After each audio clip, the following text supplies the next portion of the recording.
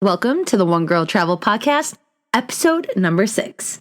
Welcome to the One Girl Travel Podcast, your passport to the world of solo travel, with certified life and travel coach, Alessia Tenebruso. Join Alessia as she shares her own journey of self-discovery through solo travel, while also focusing on topics such as life coaching insights and travel tips along the way.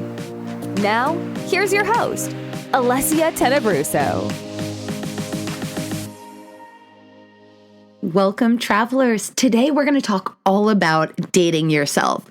So I just had a birthday this Saturday, and I took myself out on a birthday date. So this was actually something I've never done before because it was my birthday. It landed on a Saturday this year. And, some years I go out to the city with my friends and go to bars and hang out, and it's super fun, or I'll do things with my family during the day. But this year, we just had a lot going on, and I didn't really want to do the things that my family was doing. And I'm on my health journey. I really didn't want to go to a bar and drink the day away. So I decided I was going to take myself out to do something I really, really wanted to do. So this was super exciting because I can do anything I wanted. It was during the day. I still was planning on having dinner with my family at night. So I had the day to spend any way I desired for my birthday. Something I really wanted to do was go into the city and see Hamilton on Broadway. I have been listening to the Hamilton soundtrack pretty much through the entire pandemic on repeat. I was just hooked on it. It's such a good soundtrack if you haven't listened to it. And I've seen the live recording of the Broadway show a bunch of times and really into it. So I'm like, I would love to see Hamilton. And if you're not familiar with the show, the ticket prices are pretty expensive. So I've felt weird like asking anybody if they wanted to go because I didn't want anyone to feel obligated to go with me and spend the prices on the tickets. The show's usually sold out. I was able to find one seat in the first row of the mezzanine. So it worked out great. I'm like, all right, I'm taking myself to see Hamilton. That is a bucket list item right there. And I also really wanted to dine at a French restaurant. So I'm like, I'm going to go into the city. I'm going to take myself out to a beautiful French meal. And then I'm going to go see Hamilton on Broadway. And it's funny because I'm so used to traveling by myself, doing things by myself, that there was no fear really around this process. I feel confident in going places by myself. But actually, Manhattan's not somewhere that I go by myself often. I mean, the city is only about a 40-minute train ride for me. I could go in as much as I want. I just never do, except if I'm going to see a show, which I'm usually going to see with other people. So this was a first for me to go into Manhattan, go to a show by myself. And yeah, I was really excited about it. So I took the train early in the morning. I got into the city and I walked around for a bit. I took my time. Usually I'm rushing to get to the place I wanted to be at, but I had reservations and I was way earlier than I expected. So I walked around, I found a farmer's market and really just like leisurely took my morning, like just a slow pace, really enjoyed my surroundings, paid attention to my surroundings. And I felt just such happiness. I'm like, this is so cool. And I got to the French restaurant and I originally chose a seat that was not ideal. There was a plant like right next to me. It was driving me nuts. So I asked if I can move my table.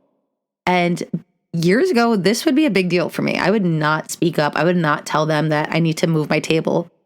But as somebody that has experienced traveling by herself for a long time and learning how to speak up for herself and her wants, that now it's just second nature to speak up if I'm dissatisfied with something. It's not a big deal if I move my table. In my head years ago, I'd make it a very big deal. Now I feel comfortable just telling them, hey, I want to move my table. I'd be more comfortable somewhere else. And I did that. So that was a win right there. Something I really enjoy about taking myself out to dinner or a meal, whatever, is to take my time.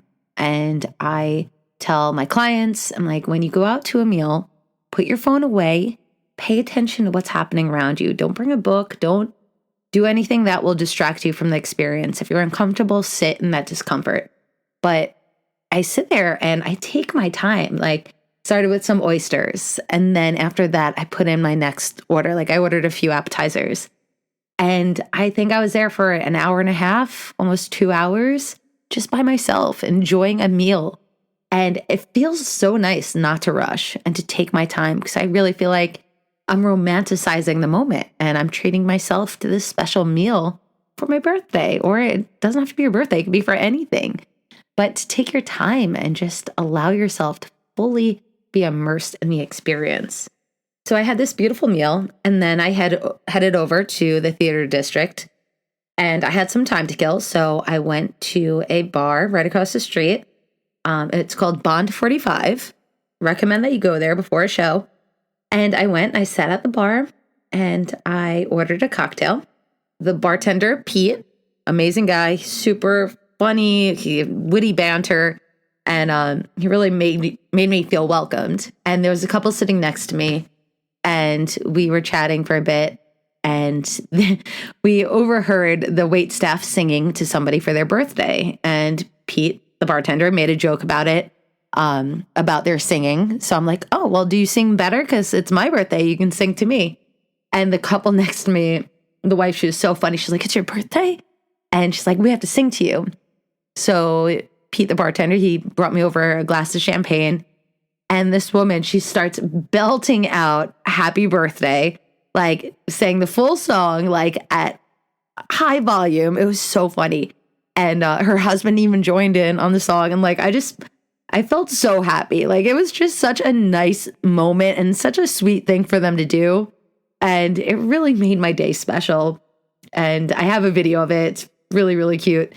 So yeah, so they sang happy birthday to me. And then when it came time for me to pay my bill, Pete, the bartender, he hands me just a piece of paper, blank paper, and it just says, your bill, happy birthday. And he didn't charge me for my cocktail and the champagne he brought me. And it was just so sweet. And it was just such a nice reminder that there are kind people all over. You just have to open yourself up to the opportunity to meet new people, because strangers will surprise you. They really will. And I hope it's always a pleasant surprise like I experienced. But yeah, it was really, really nice and felt so special and just so thankful for meeting nice people.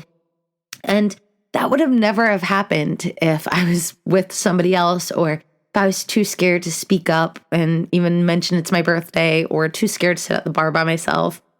So I'm just proud of myself for getting this far and embracing moments like this.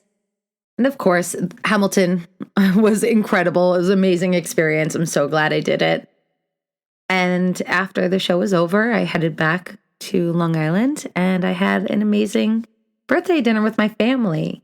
So the moral of all of this is to stop waiting on people to join you to do the things that you want to do. If I waited for somebody to have a day like that with me, I might still be waiting for a very long time. Not everybody's going to want to do the things that you want to do. Not everybody's going to want to spend the money that you're willing to spend, or take the time that you want to, spend doing something.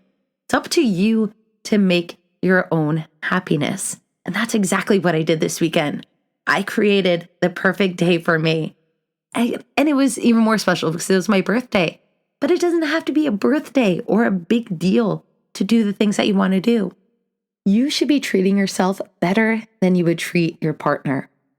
And that might be controversial for some people, but I truly believe that you need to treat yourself better than anyone else could treat you, because you're responsible for yourself. You're responsible for your happiness. Nobody else is responsible for that. You have to do the things that delight you. And I don't care if you're married, if you have kids, if you're a caretaker, whatever it is, you still need to find time to romance yourself, to date yourself, to do the things that make you happy, and remind yourself of who you are as a person. If there's an art exhibit that you want to go see, what's going to happen if nobody wants to join you? That exhibit eventually is going to go away. You're going to miss your chance. There's something that you want to do. Stop waiting around for other people to do it with you. Go out and romanticize yourself. Take yourself out on dates every now and then. And also stop overthinking it. Going out by yourself, taking yourself out and treating yourself doesn't have to be this planned, elaborate thing. If you want to go have a quiet meal, go have a quiet meal. There doesn't have to be so much drama around it. You're allowed to make yourself happy. You're allowed to go out and enjoy yourself. Get rid of the guilt, because if you are not filling yourself up with what energizes you and what makes you happy, how are you going to help others? How are you going to be there for other people if you're drained emotionally, physically? You need to recharge your batteries. And you can do that by taking time for what you need, whether it's some quiet time, or it's a good meal, or you're reading a book, or it's a vacation. Whatever it is you need, you're responsible for speaking up and making it happen. Next month in the One Girl Travel Club, we're going to address dropping the guilt and making yourself happy, because too often I hear that women feel guilty for doing the things that they desire. And you shouldn't feel guilty for making yourself happy. You're going to be a better mom, a better partner, a better sibling, a better friend if you're happy and you're doing the things that make you happy. That's going to carry over to everybody else that you love. So I don't want you to feel guilty for taking yourself out on a date. And if you feel like you need help working on getting rid of the guilt, then be sure to join the standby list for the One Girl Travel Club, because you definitely don't want to miss this. We're going to talk about everything there is to know about dropping the guilt and going on whatever journey it is that you desire. And I'm really excited for next month. So the standby list is open. You can go to onegirltravel.com and sign up there. So I'd really love to challenge you this week to think about something that maybe you haven't done in a while, or something that you're truly desiring to do. Whether it's take a bubble bath, put on a face mask, read a book, go to a movie, go out for dinner, get a hotel room locally and spend a night to yourself and order some room service. Whatever it is that will bring you joy and will recharge your batteries, do it. Do it without guilt or needing permission to do it. Do it and wholeheartedly be in the experience. Don't do it and feel guilty the whole time, because that just voids out the whole thing. That's not going to make you happy if you feel guilty while you're doing it. You need to go in, make your decision of what you want to do, and do it, and be fully present and be appreciative of the experience. Enjoy the moment. Stop bringing the guilt with you, because it doesn't belong there. The guilt's not going to help you. It's the experience and recharging your batteries and doing something that you truly desire that's going to really help you. So my friends, I really hope you go and take yourself out on a date this week or this month, whenever you can. Just schedule it.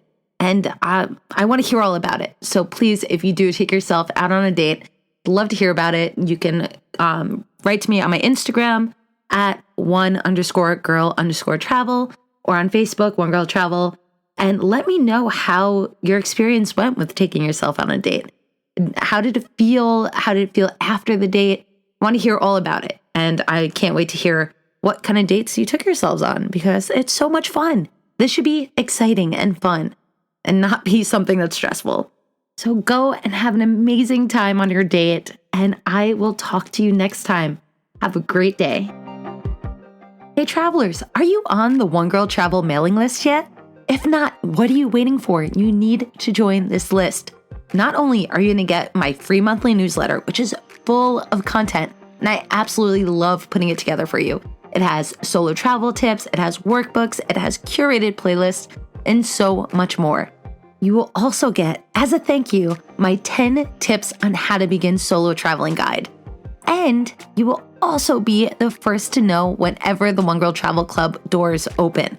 So be sure to sign up, and I'll see you on the list. Thanks so much for tuning in to this episode of the One Girl Travel Podcast. If you're enjoying the show, please feel free to rate, subscribe, and leave a review wherever you listen to your podcasts. You can find out more about your host on our website, onegirltravel.com, or follow her on Instagram, Facebook, Pinterest, and TikTok. Thanks again for tuning in, and we'll catch you in the next episode.